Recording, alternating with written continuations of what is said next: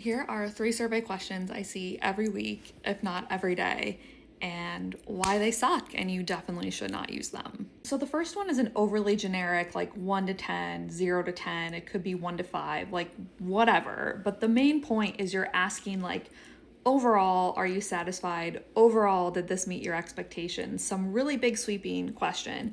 And then you're giving people numbers to choose from. A lot of times people don't even label the numbers, so like at least these are labeling the numbers. But here's the problem that I have with questions like this. If you ask this and let's say on average you get a 3, what do you do with that information?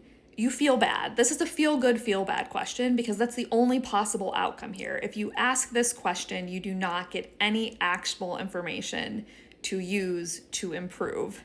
So the key is, if you want to ask something like this, the only acceptable reason, in my opinion, is to have it as a screener. If someone's rating you low, they go into follow-up questions about like, why are you giving us a low rating? How could we improve our services? If they're rating you high, what do you love about us? What would you like to see more of? Things like that. Now that's useful because this becomes a screener, not the main data point. So this is like same problem, different flavor. They're asking how satisfied you are with something overall.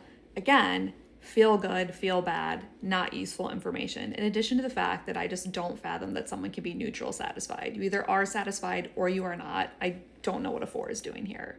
A second problem I see is over-reliance on open-ended responses. Here's the situation. Open-ended responses take longer for people to answer, and they are more difficult for you to do a good job analyzing.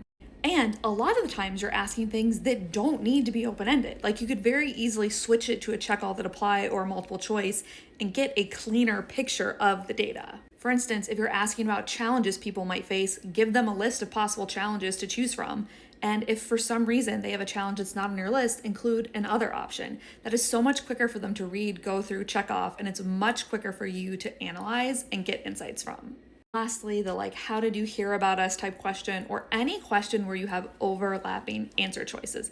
The problem with something like this is you'll notice down here, we have a social media category, but weirdly have split out LinkedIn, which is social media, separately from social media. If people have heard about you from social media, you're gonna wanna know what channels are working for you, which channels are not working for you. And when you group them all together like this, you lose that nuance, you lose the ability to make decisions based on your data. I built Bisq, a survey platform that actually cares if you get good data to stop all of these problems so that people actually get good data. I hope that you'll give us a try and follow me for more survey tips and tricks.